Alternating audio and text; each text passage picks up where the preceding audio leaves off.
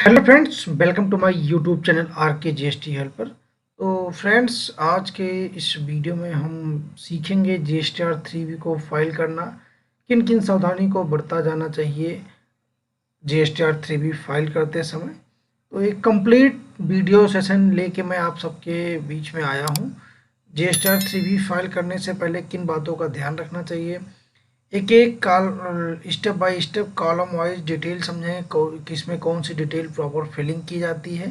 तो इन सब के बारे में डिटेल डिस्कस करेंगे।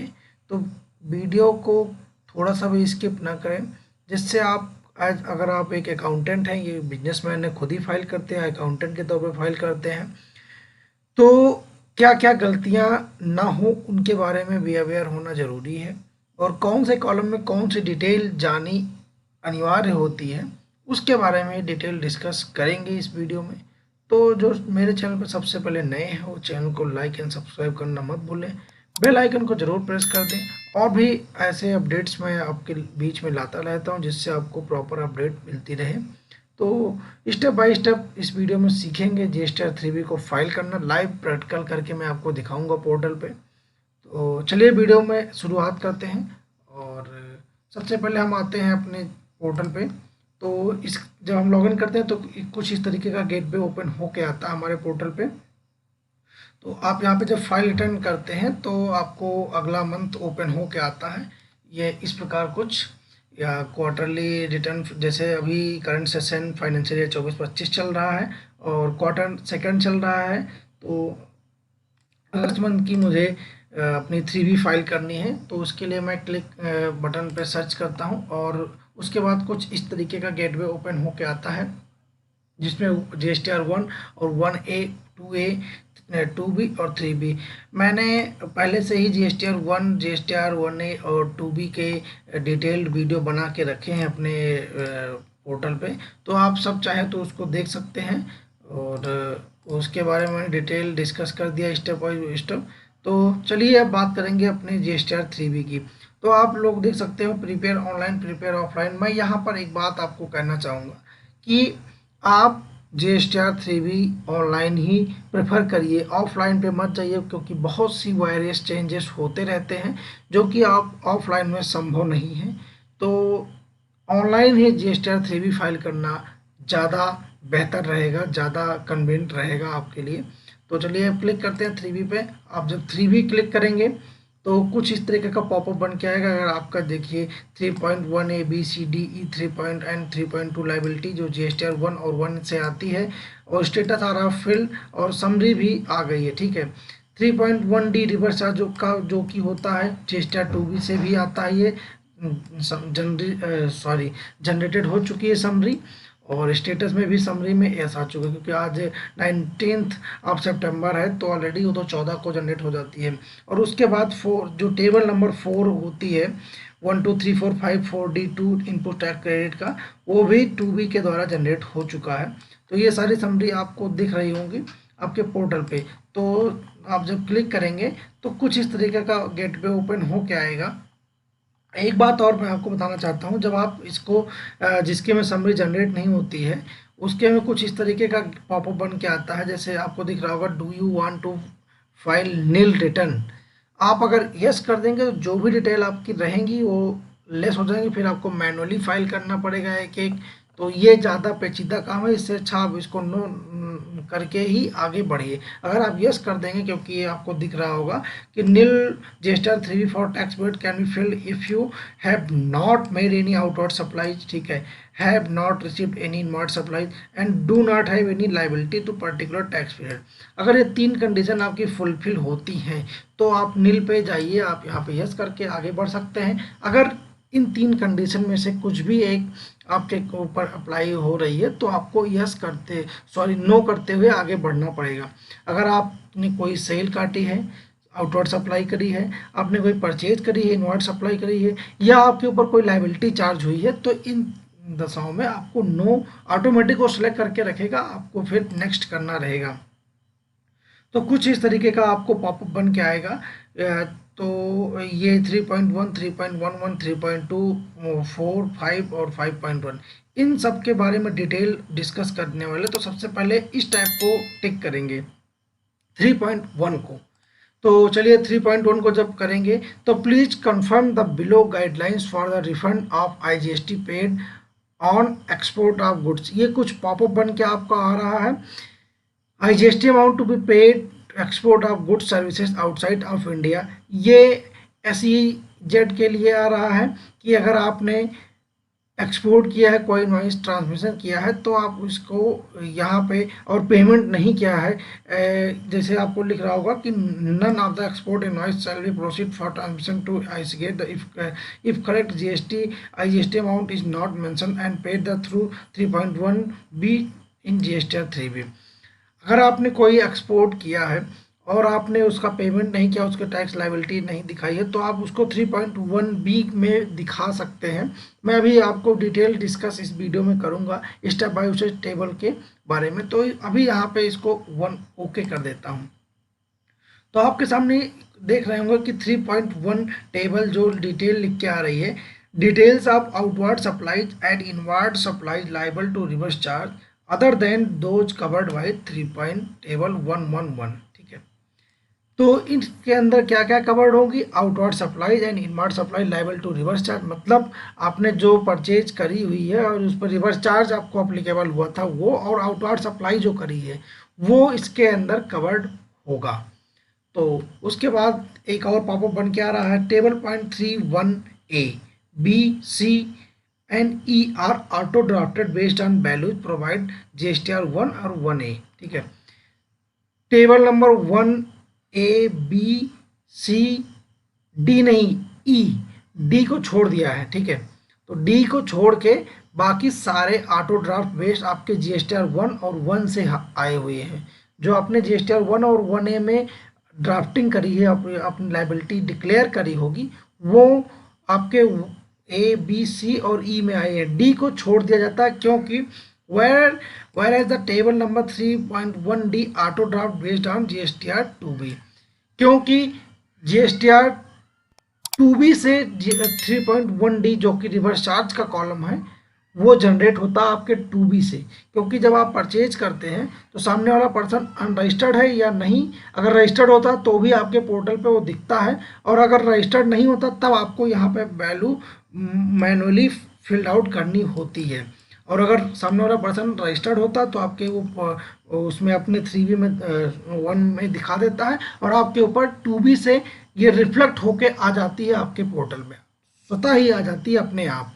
तो आपको समझ में आ गया कि 1 में outward taxable supplies other than zero rated, nil rated and exempted, इसमें जो वैल्यू वही वैल्यू आती है जो हम आउटवर्ड सप्लाई अपने GSTR 1 में दिखाते हैं, वो टैक्सेबल वैल्यू, मतलब वो चाहे रजिस्टर्ड पर्सन की B2B की हो, B2C की हो, वो एक कंसोलिडेटेड बन के इस पोर्टल इस कॉलम में आती है।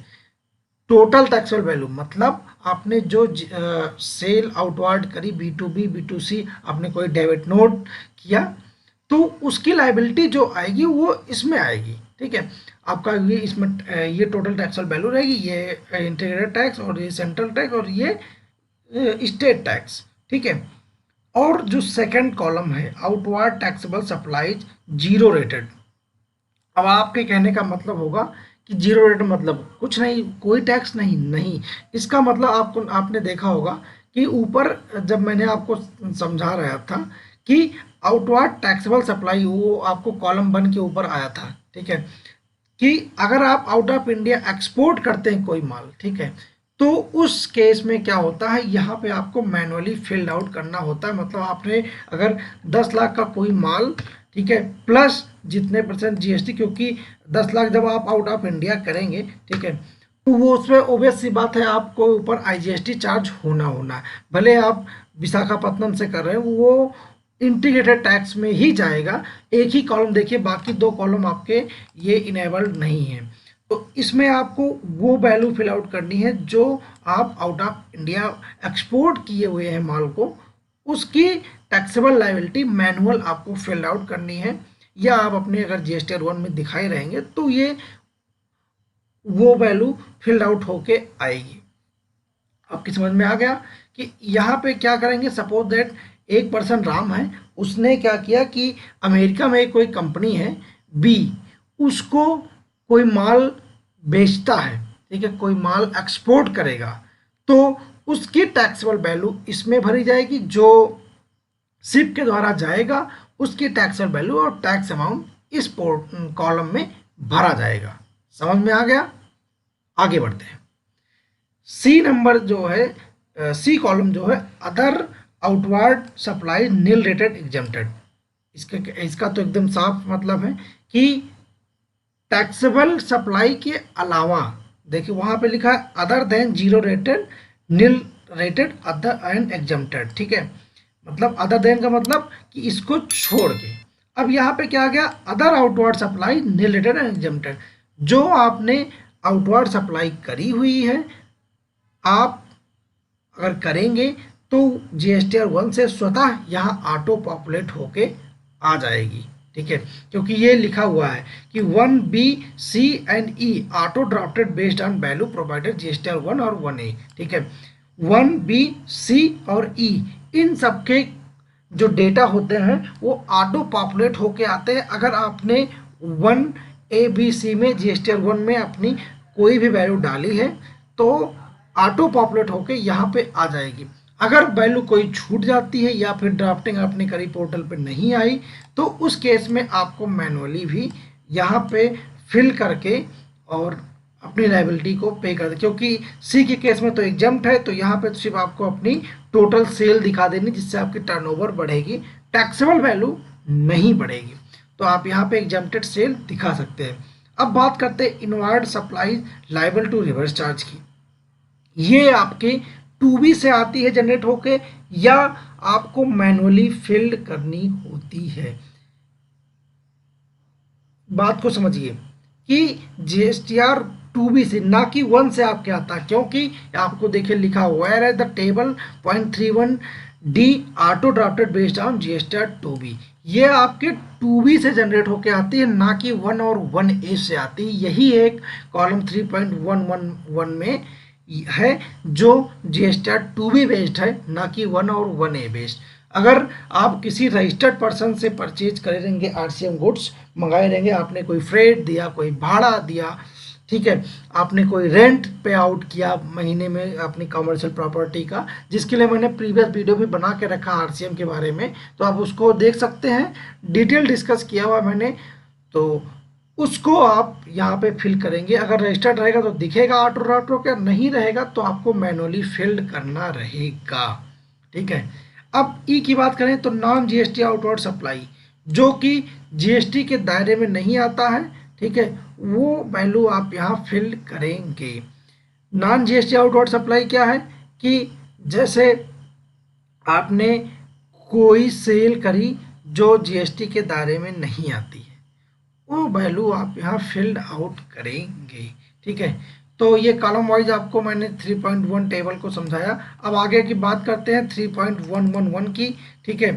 अब 3.111 में क्या है कि डिटेल, जैसे आप पढ़ेंगे, detail of supply notified under section 95 of the CGST act 2017 and corresponding provision in IGST, UTGST, SGST act.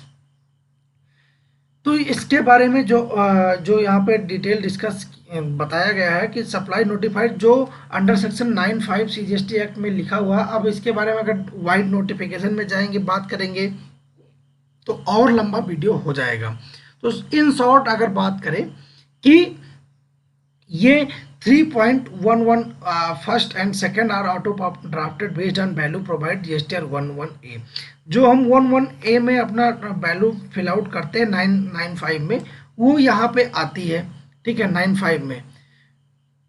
अगर अब इसको फॉर एग्जांपल अगर समझे, ठीक है, पहले तो taxable supplies on which electronic commerce operator pays tax under section 95 to be furnished by electronic commerce operator, ठीक है। ये तो सबसे बड़े 95 जो है वो इलेक्ट्रॉनिक कॉमर्स ऑपरेटर के लिए ही एप्लीकेबल है। ये तो आप सभी को डाउट क्लियर कि 95 किसको यूज करना है, इलेक्ट्रॉनिक कॉमर्स यूजर्स को, ठीक है, जो इलेक्ट्रॉनिक कॉमर्स में रजिस्टर्ड है उनको। सपोज दैट आप, अब सीधी सी बात है, आप फॉर एग्जांपल से अगर समझना चाहें तो हम बात करते हैं कि एक कंपनी है जोमेटो, ठीक है, जोमेटो है, ठीक है। अब इसने क्या किया कि एक पर्सन है रेस्टोरेंट जो कि ए नाम से रजिस्टर्ड है, ठीक है। तो इसने इसको सेल करी, ठीक है, इन्होंने इनको सेल करी, ठीक है।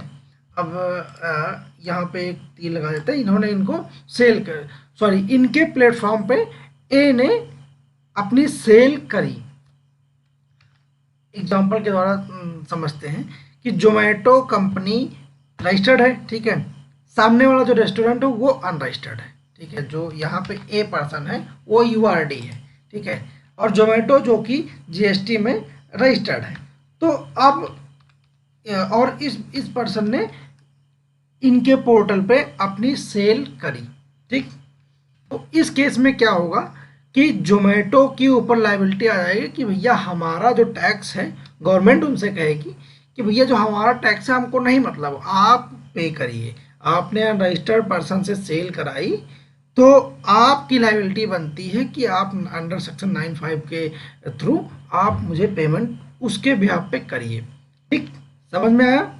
95 का पेमेंट किसको करना है? इलेक्ट्रॉनिक कॉमर्स ऑपरेटर को। तो जोमेटो, स्विगी, उबर, ये सब जितने आजकल फूड आपके एप्लीकेशंस हैं, इनके प्लेटफॉर्म है क्योंकि ये जीएसटी में रजिस्टर्ड है और सामने वाला पर्सन हो सकता है अनरजिस्टर्ड हो, ठीक है। तो वो जब सेल आउट करेगा तो उसकी जो लायबिलिटी आएगी, उसके जो टैक्सेबल वैल्यू की लायबिलिटी आएगी, वो यहाँ पे electronic commerce operator fill out करेगा। अगर आपने 1 में कर देगा तो यहाँ ऑटो फिल आउट होके आ जाएगी, क्योंकि ये लिखा हुआ है कि this are auto drafted based on value, ठीक है। समझ में आया? तो चलिए अब दूसरे सेक्शन पे बात करें। Taxable supply made by registered person through electronic commerce operator on which electronic commerce operator is required to pay tax 95 to be furnished by registered person making supply through electronic commerce operator. Taxable supply made by registered person, ठीक है। यहाँ पे क्या था? Taxable supply on which electronic commerce operator pays under section to be furnished by electronic commerce operator. इन दोनों में अंतर क्या है कि सामने वाला पर्सन, ठीक है, सामने वाला पर्सन भी रजिस्टर्ड है। अब तक क्या था कि ये पर्सन यूआरडी था, अब यही पर्सन आरडी है, ठीक है। जोमेटो ने ए रेस्टोरेंट जो कि उसके प्लेटफॉर्म पर अटैच्ड है, उसकी जो सेल टोटल सेल की जो वैल्यू होगी वो आपको फिर सिर्फ यहाँ फिल आउट करनी है। टैक्स नहीं दिख रहा होगा, टैक्स नहीं दिख रहा है, इस पर टैक्स नहीं देना है, लेकिन जो इलेक्ट्रॉनिक कॉमर्स ऑपरेटर है उसको यहाँ पे टोटल टैक्सेबल वैल्यू जो है वो दिखानी पड़ेगी। कहने का मतलब यह है कि टैक्स नहीं देना है, लेकिन जो ये रजिस्टर्ड पर्सन ने सेल करी जोमेटो प्लेटफॉर्म के द्वारा, वो तो अपने उसमें ये जो होगा अपने जो आउटवार्ड सेल इसकी आएगी, आउटवार्ड सेल में यहाँ पे दिखाएगा जो सामने वाला बंदा होगा, ये जो ए पर्सन है अपने आउटवार्ड में तो दिखाएगा, ठीक है, क्योंकि वो रजिस्टर्ड है जीएसटी में, ठीक। लेकिन ये जो electronic commerce operator CGST act में रजिस्टर्ड है, ठीक है, इनको भी यहाँ पे वो वैल्यू दिखानी पड़ेगी, टैक्स नहीं देना है, वो वैल्यू ओनली यहाँ पे दिखानी पड़ेगी। समझ में आया? एक बार फिर से बता देते हैं। Taxable supply made by registered person through electronic commerce operator on which electronic commerce operator is required पे टैक्स अंडर सेक्शन 95, ठीक है। मतलब जोमेटो रजिस्टर्ड है, ठीक है, इलेक्ट्रॉनिक कॉमर्स ऑपरेटर है ये। ए पर्सन जीएसटी में भी रजिस्टर्ड है, ठीक है, रजिस्टर्ड पर्सन है। इसने जो सेल करेगा, ठीक है, पहले कंडीशन में क्या होगा कि ये अनरजिस्टर्ड रहेगा, पहले कंडीशन में ये यूआरडी रहेगा, इसकी जो लायबिलिटी रहेगी वो जोमेटो को पे करनी है। और दूसरे कंडीशन में क्या है कि ये पर्सन रजिस्टर्ड है, अपने सेल वो आउटवार्ड सप्लाई में दिखाएगा और उसके बिहाफ पे यहाँ पे जोमेटो को टैक्स नहीं पे करना, सिर्फ जो उसकी सेल रहेगी इसके प्लेटफॉर्म पे वो वैल्यू यहाँ पे फिल कर देनी है, ठीक है, क्लियर। अब बढ़ते हैं 3.2 इंटर स्टेट सप्लाई में, ठीक है। तो अगर बात करेंगे इसमें जो कि 3.2 बेसिकली बहुत ही रेयर ऑफ रेयर यूज होता है, ठीक है। आप और इसका कोई इम्पैक्ट नहीं आता है, आपके 3B में कोई लाइबिलिटी नहीं बढ़ती है, कोई भी लाइबिलिटी नहीं बढ़ती, बस ये एक जस्ट फॉर यूजिंग के लिए दिया हुआ है। तो सबसे पहले बात करें 3.2 आप supply shown 3.1 A and 11 first details of inter state supply made to unregistered person, composition taxable person and UIN holder. तो 1A में जो हमने सेल दिखाई है, किसी भी अनरजिस्टर्ड पर्सन को सेल करी है अगर हमने, ठीक है, उसकी डिटेल यहाँ पे डालना है। आप यहाँ पे सिलेक्ट करेंगे अगर आपने किसी अनरजिस्टर्ड पर्सन को इंटर स्टेट मतलब जिसपे IGST लागू होती है वो वैल्यू अगर आपने इसमें फिल आउट करी है तो आपको यहाँ पे वो दिखानी है जिस स्टेट में आपने उसको सिलेक्ट किया। उसके बाद फिर आपने यहाँ टैक्सेबल वैल्यू डाली और उसके बाद अमाउंट यहाँ डाल के आपको करना है, ठीक है। तो जैसा कि मतलब है 3.2 of supply shown 3.1 A and 3.11 first details of inter state supplies and made to registered person, composition taxable person and UIN holder. आपने यहाँ पे वैल्यू डाली, ठीक है। आपने किसी अनरजिस्टर्ड पर्सन को अगर सेल करी है तो आपको यहाँ पे दोबारा वो वैल्यू डाल के और जो टैक्स अमाउंट आ रहा है वो ऐड कर देनी है मैनुअली। आप चाहे मैनुअली इसको करेंगे इसलिए क्योंकि जो IGST सेल आपने मतलब अपने स्टेट के अंदर करी, कोई वैल्यू यहाँ 3.2 में नहीं फिल आउट करनी है। आप 1 में करेंगे रिपोर्टिंग, ये ऑटो ड्राफ्ट होकर यहाँ पे आ जाएगी। अगर आपने कोई इंटर स्टेट अनरजिस्टर्ड पर्सन को सेल करेंगे तो यहाँ पे दोबारा उसकी रिपोर्टिंग करनी पड़ती है। जैसे आपने आउट ऑफ स्टेट किसी को किया है जिस पर IGST चार्ज हुआ और अनरजिस्टर्ड है तो उसकी डिटेल आपको दोबारा यहाँ फिल करनी है, बस उस पर कोई टैक्स नहीं चार्ज होगा। वही सेम कंडीशन आपको कंपोजिशन से, अगर आपने किसी कंपोजिशन में टैक्सेबल पर्सन, क्योंकि मुझे तो नहीं लगता कि ये इसका कोई यूज, क्योंकि कंपोजिशन के लिए पहले तो यूज ही नहीं था कि वो आउट ऑफ स्टेट सेल कर सकें या परचेज कर सकें, ठीक है। तो इसका तो कोई यूज नहीं है। और supply made to UIN holders तो ये भी अप्लीकेबल नहीं है, बस आपको बेसिकली अनरजिस्टर्ड पर्सन वाला ही कॉलम यूज करना रहेगा। आप यहाँ पर स्टेट सेलेक्ट करेंगे, टैक्सेबल वैल्यू डालेंगे और अमाउंट जितनी रहेगी वो टैक्स की वो डाल के ऐड कर देंगे, उसके बाद कंफर्म करते हुए बैक आ जाएंगे, ठीक है। तो ये 3.2 का ज़्यादा यूज नहीं है, लेकिन बस अगर कॉलम दिया है GST में तो इसका यूज फ्यूचर में भी ऐसा हो सकता है कि बढ़ेगा, तो उसी के लिए ये दिया गया। अभी बेसिकली मोस्टली बहुत से कम केसेस में यूज होता है। तो अब इसी क्रम में बढ़ते हैं 4 नंबर टेबल एलिजिबल ITC के बारे में। ये इम्पोर्टेंट है, 3.1 मोस्ट इम्पॉर्टेंट है, उसके बाद ये चैप्टर ज़्यादा इम्पोर्टेंट होता है हमारे लिए, ठीक है। तो जैसा कि आप लोग पढ़ सकते हैं table number 4A 1 3 4 5 and 4D 2 are auto draft based value and GSTR 2B, ठीक है। तो सबसे पहले 1 मतलब 4 के अंदर, टेबल नंबर 4 के अंदर A के अंदर 1 2 3 4 5 एंड 4D 2, ये दो जितने कॉलम हैं मतलब 1 2 3 4 5 और 4D 2, ये जो होगा restricted ineligible ITC under section 16(4) ITC restricted due to POS rule, ठीक है। 4D 2 ये ऑटो ड्राफ्ट बेस हैं GSTR 2B के द्वारा, ठीक है। ये ऑटो ड्राफ्ट, इसको आपको मैनुअली नहीं करना है, ये जितनी ड्राफ्ट होके आएगी आप अगर उसके इतर करेंगे, मैनुअल करेंगे तो आपकी GSTR 3B रेड हो जाएगी। आपको नोटिस भी आ सकता है डिपार्टमेंट की तरफ से, तो ऐसी गलती ना करें, ठीक है। तो चलिए अब डिटेल डिस्कस करते हैं एक एक कॉलम के बारे में। जैसा कि आप लोगों को दिख रहा होगा ITC available whether in full और पार्ट, ठीक। इम्पोर्ट ऑफ गुड्स, ठीक, इम्पोर्ट ऑफ गुड्स, अगर आपने कोई बाहर से सामान मंगाया हुआ है, मतलब आपने जैसे इंपोर्ट अगर एक्सपोर्ट करते हैं तो उसकी जो IGST आपको मिलेगी वो इस कॉलम में ऑटो ड्राफ्ट होके आएगी, ठीक। अगर आप कोई आउट ऑफ इंडिया से मतलब श्रीलंका से, जापान से, अमेरिका से कोई भी गुड्स पर इंपोर्ट करते हैं तो उसकी जो टैक्सेबल उस पर वैल्यू लगी रहेगी वो आपको यहाँ पे फिल आउट होके आएगी, वो इस कॉलम में आती है। 2 की बात करें तो import of services, import of services में जो आप आउट ऑफ इंडिया की सर्विसेज लेते हैं, ठीक है, सपोज दैट आपने कोई सर्विसेज आउट ऑफ इंडिया से ली, ठीक है, कोई जैसे टेक्नोलॉजी के कोई अपने सॉफ्टवेयर अपग्रेडेशन का लिया, तो ये आउट ऑफ इंडिया, क्योंकि वो इंडिया के बाहर से बिलिंग होगी, तो आप उसको आईजीएसटी में ही आपके क्लेम होगा, ठीक है।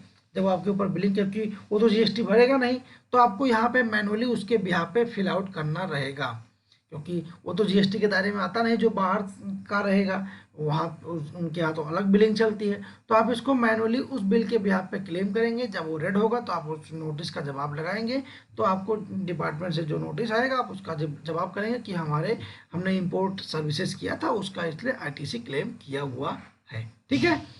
अब थर्ड की बात करें, inward supply liable to reverse charge other than 1 and 2 above, ठीक। ये क्या है? ये होता है जो आप आईटीसी 4.D2 में आउटवार्ड में करते हैं, मैनुअली फिल्ड आउट करते हैं, उसकी आईटीसी आप यहाँ फिर से क्लेम कर लेते हैं। बात समझ में आई कि इस inward liable to reverse charge, अगर वो बंदा रजिस्टर्ड रहता है तो आपके वहाँ ऑलरेडी दिख जाता है, आप उसको यहाँ क्लेम कर सकते हैं, आप यहाँ पे वो ऑटोमेटिक फिल आउट होके आ जाता है। लेकिन अगर अनरजिस्टर्ड रहता है तो आप उसके बिहार पे पहले वहाँ टैक्स पे करते हैं, जो भी रेंट पे हुआ, फ्रेट पे हुआ, ट्रांसपोर्टेशन पे हुआ, जीटीए हुई, कोई एडवोकेट फीस हुई, ठीक है। तो इन सब की जो फीस का जो लाइबिलिटी वो आपने पे करी होती है, वो आप यहाँ मैनुअली पे जैसे आप करेंगे, देखिए अगर आपने डिटेल वहाँ पे नहीं करी है तो आपको यहाँ कॉलम रेड होके आ जाएगा, ठीक है। जो आपकी आरसीएम की लाइबिलिटी रहेगी आप यहाँ मैनुअली फिल करेंगे, ठीक है। तो इनवर्ट सप्लाईज आप लाइबल टू रिवर्स चार्ज समझ में आया कि यहाँ पे आरसीएम की लाइबिलिटी जो आपने टेबल नंबर डी में दिखाया था 4 के, वो यहाँ पे आप फिल करेंगे। इनवर्ट सप्लाई फ्रॉम आईएसडी, ठीक है। इनवर्ट सप्लाई फ्रॉम आईएसडी, जो आपने आईएसडी की सप्लाईज ली है वो ऑटो ड्राफ्ट होके आएगी, जैसा कि आपको ये बताया गया है कि 1 2 3 4 5 ऑटो ड्राफ्ट होके आएगी। क्योंकि अभी मैंने आपको क्योंकि बताया कि import of goods and services, कभी कभी आपके import of goods and services अगर नहीं आते हैं पोर्टल पे, तो आप उस केस में क्या करेंगे कि यहाँ पे मैनुअली फिल करे हुए, अदरवाइज वो मोस्टली केसेस में आपके फिल्ड होके आ जाते हैं। उसके बाद क्या आती है ऑल अदर आईटीसी, जो इन सब के इतर बचती है आईटीसी, मतलब आपने जो गुड्स परचेज किया, प्रॉपरली गुड्स परचेज किया, सर्विसेज ली, उसकी आईटीसी आपके इस पोर्टल में आईजीएसटी, एसजीएसटी और सीजीएसटी, एसजीएसटी और सेस के तौर पे आ जाती है। वो ऑल अदर आईटीसी में आती है। आपने जो भी गुड्स परचेज किया, सेल परचेज, सर्विस परचेज करी, उसके पेमेंट करी, वो उसकी आईटीसी आपको यहाँ पे आ जाती है, ठीक है। अब इस कॉलम की बात करें, एज पर रूल 38, 42 और 43 एंड सीजीएसटी रूल 17(5), ठीक है। आईटीसी, अगर कुछ आईटीसी आपको रिवर्स करनी है तो इसमें आप अगर टिक करेंगे, जो ये आइकन बना हुआ है, आपको डिटेल यहाँ पे बन के आ जाता है। जो देखिए आपको मैंने यहाँ पे जब टिक किया तो non claimable reclaimable ITC such as account rule 38 43 CGST rule ineligible ITC under section 75 salary reported है। जो आपके लिए नॉन रिक्लेमेबल, मतलब आप जिस आईटीसी को फिर से क्लेम नहीं कर सकते हैं, उसकी रिपोर्टिंग आप इस पोर्टल पे करेंगे। मतलब कि आप जो आईटीसी आप ये सोचिए आप इसको रिक्लेम नहीं करना है मुझे, उसको आप इस पोर्टल इसके अंदर रिक्लेम मतलब डालेंगे, और जो अंडर सेक्शन 17(5) के अंदर इनएलिजिबल है आपके लिए, वो इसके अंडर में डालेंगे। तो इसके बारे में डिटेल डिस्कस मैंने प्रीवियस वीडियो भी बना के रखा है, तो आप उसके वीडियो जाके देख सकते हैं मेरे पोर्टल पे ही। और सेकंड की अगर बात करें अदर्स में, तो आप जैसे आप यहाँ पे आइकन पे टिक करेंगे तो आपको दिख रहा होगा reclaimable ITC such as accounts of rule 37, 30A CGST rule section 16(2)B, section 16(2)C CGST act shall be reported here in attentively availed ITC में आल्सो बी रिवर्स्ड हेयर। जो आईटीसी सपोजर आपने सोचा कि ये मुझे फिर से रिक्लेम करनी रहेगी 180 दिन के, जैसे क्या हुआ कि आपने अप्रैल में कोई माल परचेज किया और अभी सितंबर चल रहा है, ठीक है।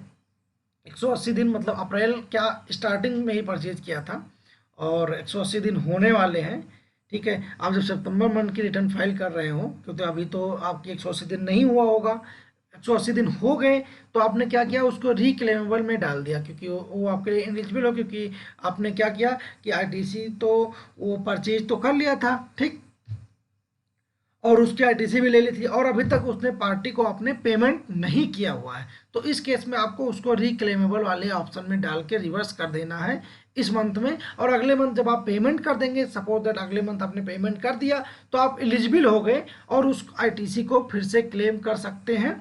तो वो डिटेल्स आप क्या करेंगे कि जो डी है, ITC reclaimed which was reversed under 4 table 4B2 in earlier tax period, आप जो आईटीसी रिवर्स देखिए 4B2 4B2 4B2 में आपने अर्लियर टैक्स पीरियड में अपना रिवर्स कर दिया था, आप उसको यहाँ पे डालेंगे और वो यहाँ पे जब रिपोर्टिंग कर देंगे अगले मंथ जब आप, तो यहाँ पे भी डालेंगे, और आईटीसी जब क्लेम करेंगे यहाँ पे तो आपका वो रेड नहीं होगा कॉलम, ठीक है।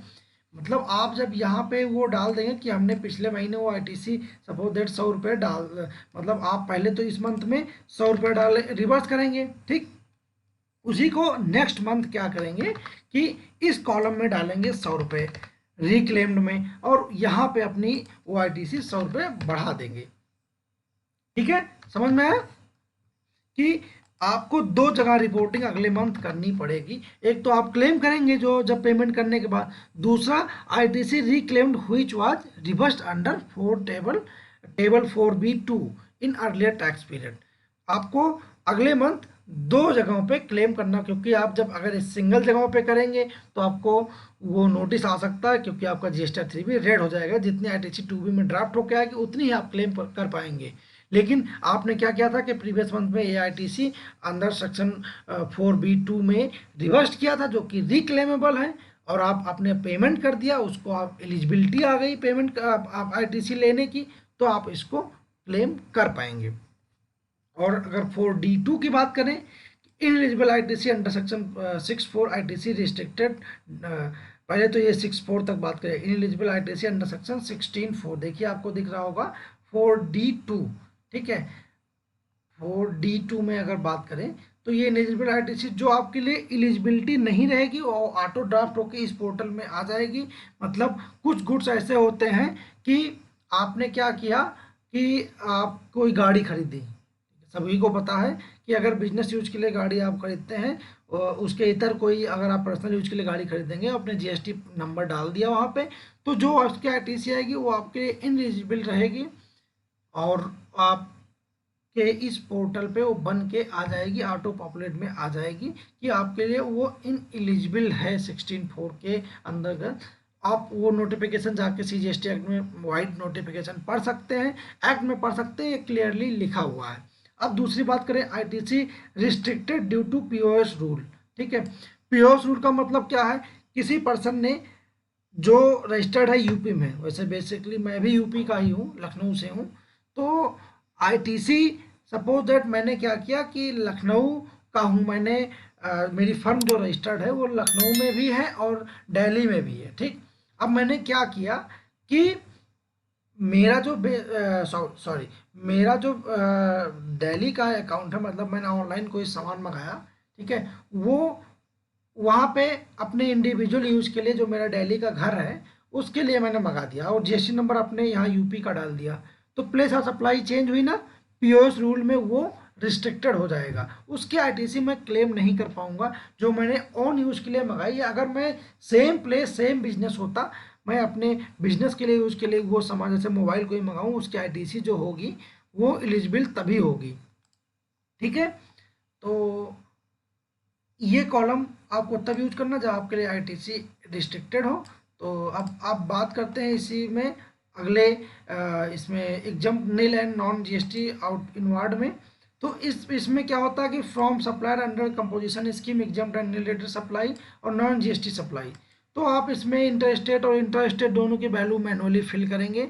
जो आप इनवार्ड करेंगे, किसी से आपने परचेज कर लिया, ये कंपोजिशन स्कीम में था उससे आपने परचेज कर लिया, एग्जम्प्ट कोई सेल थी उसको ले लिया, नेल रेटेड थी, नॉन जीएसटी सप्लाई थी, उन सब की डिटेल आप इसमें फिल आउट करेंगे। अगर आप वो इंटरस्टेट है या इंट्रास्टेट है तो उन सब की डिटेल आप इसमें मैनुअली फिल करेंगे, क्योंकि वो तो पोर्टल पे कभी कभी नहीं डालेंगे और नहीं आता है, वो डाल देंगे तो आ जाएगा और नहीं डालेंगे तो आपको मैनुअली फिल करनी पड़ेगी। ठीक है, अब बात करते हैं आपके इसके बारे में। आप सभी को दिख रहा होगा, declare interest payable on tax liability on supply attracting reverse charge बेल अदर देन रिवर्स चार्ज। ठीक, तो ये जो इंटरेस्ट पे होता है, सपोज दैट आपने पिछले मंथ की जो रिटर्न रही थी वो ड्यू डेट होती है मंथली की 20th of end of the month. ठीक, और क्वार्टरली के में होता है, QRMP स्कीम में होता है 22 या 24 तक मैक्सिमम होता है। विभिन्न विभिन्न प्रदेशों में अलग अलग डेट है, 22 से 24 है। ठीक, तो आपने क्या किया कि आपने 1 तो टाइम पे फाइल कर दिया। ठीक, अब 2 जब 3 भी फाइल करनी थी तो आपने डिले कर दिया, आपने एक तरीके 5 दिन डिले फाइल किया था। 25 आपकी जो आप मंथली स्कीम में थे और आपकी ड्यू डेट 20 थी और आपने अब उसको फाइल किया 25 को। ठीक है, एंड ऑफ द मंथ 25 को किया। तो इसमें आपकी जो लेट फीस, देखिए आप सबको दिख रहा होगा कि वो तो ऑटो पॉपुलेट होके आती है, वो ऑटो पॉपुलेट होके आती है, क्योंकि वो पर डे के हिसाब से आपके 100 रुपये या 50 रुपये वो आपकी वैल्यू जुड़ के आती है, वो आपको अगले मंथ पे करनी पड़ती है। ठीक, लेकिन इंटरेस्ट का जो कॉलम होता है आप इसको मैनुअली, जैसे वो ऑटो पॉपुलेट होके तो आएगी, जो इंटरेस्ट चार्ज हुआ रहेगा आप उसको मैनुअली फिल आउट खुद से कैलकुलेट करके भी रिकम्प्यूट करके कर सकते हैं, या अवॉइड करके नेक्स्ट मंथ आप उसको फिल करना पड़ेगा। तो यहाँ पे आप रिकम्प्यूट, जब आप इसको मैनुअली करेंगे तो आप इसको रिकम्प्यूट भी करेंगे, क्योंकि देखिए please check the select box if you wish the declare any interest liability, please note interest amount declared here under respective heads need to be paid cash in addition tax liability for the month GST 3B filled after complete pay liability. अगर आप इसको untick कर देंगे तो देखिए आप ये भी आपका हेड हट जाएगा। ठीक है, आपका ये हेड ये हट जाएगा जो कि ऑटो पॉपुलेट हो गया। अगर आप इसको टिक कर देंगे तो आपकी ये मैनुअली फिल्ड आउट करने के लिए बोलेगा। देखिए आपको जो लिखा, late fees for the month include fee charge due to delay filing previous GST 3B computation based on the formula, date of filing due date filing 25 per day in case of liability और 10 रुपये per day in case of nil liability. अगर आप कोई value fill out करके छोड़े रहेंगे तो आपको 25 रुपये पर डे, मतलब 25 CGST 25 SGST, मतलब 50 रुपये पर डे आपको पेमेंट करनी पड़ेगी। और आप अगर नील रेटेड में है, आपकी नील सप्लाई थी GSTR 1 में, तो आपको 20 रुपये पर डे के हिसाब से पे करनी रहेगी। तो ये मैंने डिटेल 3B को फाइल करने के लिए आप सभी को स्टेप बाय स्टेप बताया। ये चीज़ें आप अवॉइड करते हुए, आप अपनी कंप्यूट करते हुए और उसके बाद तब आप प्रोसीड टू पेमेंट पे जाएंगे। पहले तो आप सेव GSTR कर लेंगे, फिर आप इसको रिफ्रेश करना है। ठीक है, रिफ्रेश करेंगे तो आपको थोड़ा सा टाइम लगेगा, प्रोसीड टू पेमेंट पे जाएंगे। फिर आपको वो, अगर आपकी लायबिलिटी है तो ITC के थ्रू अगर वो घट रही है तो कोई बात नहीं, अदर देन रिवर्स चार्ज मेरी लायबिलिटी ज़्यादा आ रही है और मेरी ITC सिर्फ 62,000 पड़ी हुई है, तो बाकी जो नीड टू कैश पेमेंट करनी पड़ेगी मुझे 110 106 जो कि कैश के द्वारा, जब मैं मेक पेमेंट, देखिए आप मैं जाऊंगा मेक पेमेंट या पोस्ट क्रेडिट केजर, तो दिखा रहा है you do not have sufficient balance in electronic cash ledger, do you want to create challan. तो आप यहाँ पे चालान क्रिएट करेंगे और जैसे मैं आपको दिखा देता हूँ, मैं यहाँ पे जब यस करूँगा तो उसके बाद मेरी जो लायबिलिटी देखिए बन के आ रही है। ये आप ई पेमेंट मोड या ओवर द काउंटर नेफ्ट के थ्रू पेमेंट कर सकते हैं। मैं यहाँ पे ई पेमेंट अगर सेलेक्ट करूँगा, फिर उसके बाद जनरेट चालान पे जाऊँगा तो चालान मेरा जनरेट हो जाएगा। और उसके बाद मैं अपनी नेट बैंकिंग या प्रेफर्ड बैंक जो ऐड रहेंगे वो, आप देखिए मेरे पे 2 बैंक ऐड हैं, HDFC बैंक ऑफ बड़ौदा, और नेट बैंकिंग के थ्रू भी पेमेंट मैं कर सकता हूँ। ठीक है, और भी बैंक आप इसमें यहाँ सेलेक्ट कर सकते हैं। क्रेडिट कार्ड में भी अभी 3 HDFC, कोटक और एक्सिस के ही अप्लीकेबल हुए हैं क्रेडिट कार्ड डेबिट कार्ड में, और भीम UPI में भी अभी एक्सिस, कर्नाटका, HDFC और कोटक महिंद्रा बैंक के एप्लीकेबल हो गए। कुछ दिनों में सभी बैंकों के एप्लीकेबल हो जाएंगे तो आसानी हो जाएगी पेमेंट करने के लिए। तो आज के वीडियो में फ़िलहाल इतना ही। फ्रेंड्स, आई होप आप सभी को ये वीडियो पूरा पसंद आया होगा, और अभी भी कोई आपकी क्वेरी या कन्फ्यूजन रही हो तो आप मुझे कमेंट बॉक्स में बेहिचक पूछिए, मैं आपकी क्वेरी को रिजॉल्व करने का पूरा प्रयास करूँगा। और आपको ये अगर समझ में आया हो तो इसको लाइक एंड सब्सक्राइब करिए, शेयर करिए, ज़रूरतमंद लोगों के पास भेजिए कि उनकी जो क्वेरी रहे ताकि रिजॉल्व हो पाए टाइम टू टाइम। तो मिलते हैं ऐसे न्यू सेशन में, एक न्यू सेशन के साथ। Bye bye, take care, good night.